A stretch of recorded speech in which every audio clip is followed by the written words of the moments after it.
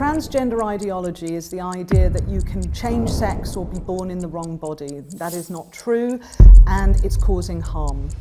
I'm not going to stop talking about this issue until that harm is addressed.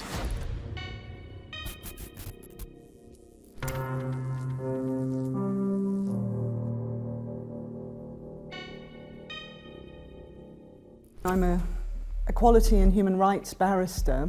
I was approached by someone I knew who knew a teacher, and this teacher had been in trouble for so-called misgendering one of their students. A girl wanted to be known as he, and the teacher didn't want to use that pronoun and got into trouble. This teacher, when I spoke to him about his own personal situation at his school, told me that he knew a lot of parents who were looking for support and perhaps even some understanding of how they might bring a legal case in respect of what had happened to their children. And so he put me in touch with a few parents who I met and talked about their personal stories.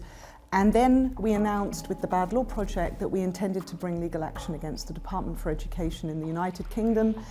And then I was contacted by many, many people, but not just from the UK, but from all over the world, from the Caribbean, from Canada, from Ireland. So if I want to know, for example, what the Gender Recognition Act says, I can go and look at the legislation. I have a voice in how that legislation can be changed if I think there's something wrong with that legislation. But when something is a policy, a diversity and inclusion policy, which is written not by Parliament, not by people that I vote for, not by people that I can approach, not by people that I can petition, I'm simply left with a huge question mark. Who wrote this policy? Who decided that LGBT was going to be a massive campaign in schools and that children would be told routinely that it's okay to be trans, that some people are born in the wrong body? Well, the answer to that can only be these political lobby groups. The most famous one is Stonewall.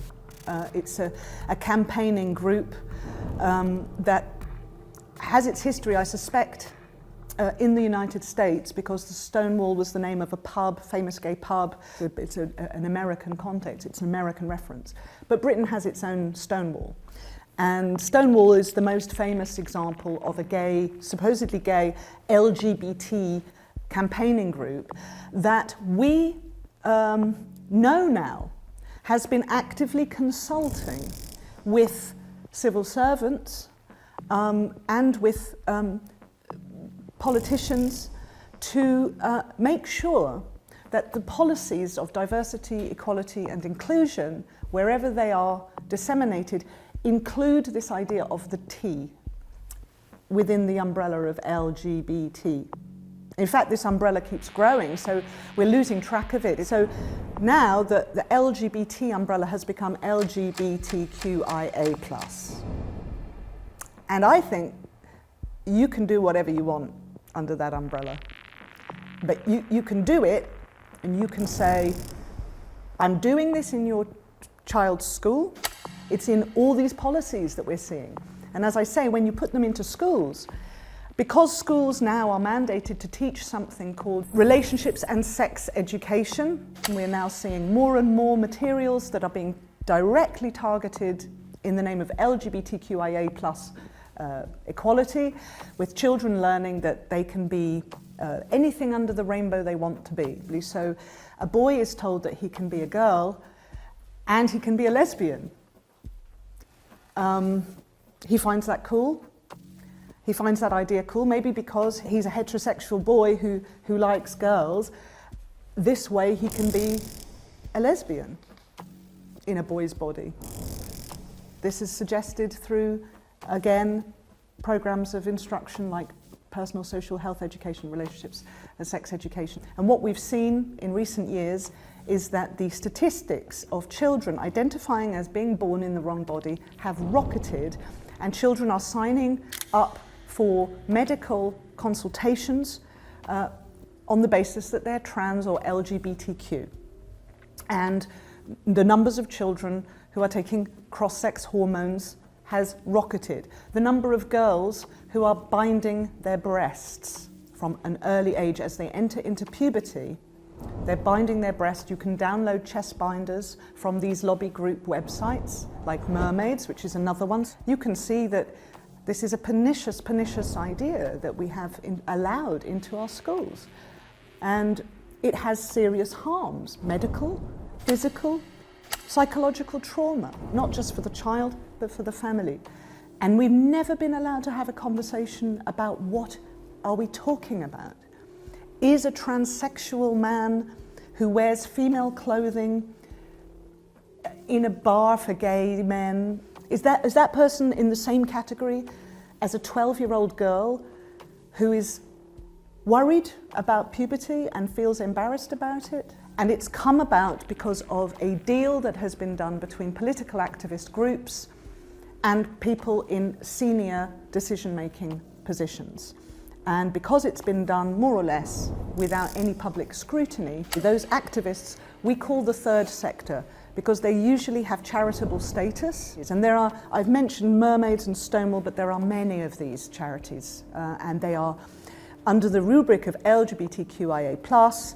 They are promoting this notion, this ideological notion that you can be born in the wrong body, and they're also promoting other things which are very controversial, such as, sexual practices that perhaps are not appropriate to be taught at certain ages. So then the next question is, well, why? What do these charities, well, what do they get out of it? I mean, you know, I used to be a bit of a Marxist in my youth, so as a Marxist I would have said, well, money. I'm no longer a Marxist, for the record, but the answer to that question remains the same. It's a hugely profitable industry. I believe a detransitioner called Scott Nugent in the United States, who transitioned from female to male and then detransitioned, she actually put a figure on it. She actually quoted how much she had calculated that the transgender child was worth for the pharmaceutical companies. And I think that the charity sector also profits because they are selling materials to schools because they are experts on this new thing which nobody understands. But if we look at the non-monetary explanation for this craze, which has taken off notably in Western democratic countries, so well, what we call Western democratic countries, whether they are Western or democratic is another question. But in United States predominantly, Britain, to some extent, Australia, Canada, you know, the Anglosphere seems to be particularly vulnerable. Ireland, Scotland, we see these countries, you know, possessed by this idea of trans. We don't see that idea so popular or so promoted in other areas of the world. And I think one psychological explanation for that might be that in areas outside of the West, the family is a more important institution. It's valued collectively, socially. The idea of the family, it's just the transgender child stands alone, and the only people that they can turn to, particularly if their family don't understand what's happening or are concerned, the only people they can go to, imagine that, are the charities who are there to support them and the doctors who are there to treat them. And you see how it works. You're making the child into an instrument of this new industry that's growing up, which is it's a combination of corporate power and greed and state power and authority. I think the West needs to wake up and start thinking about what are its priorities. Do we prioritize pharmaceutical profit over a child's health?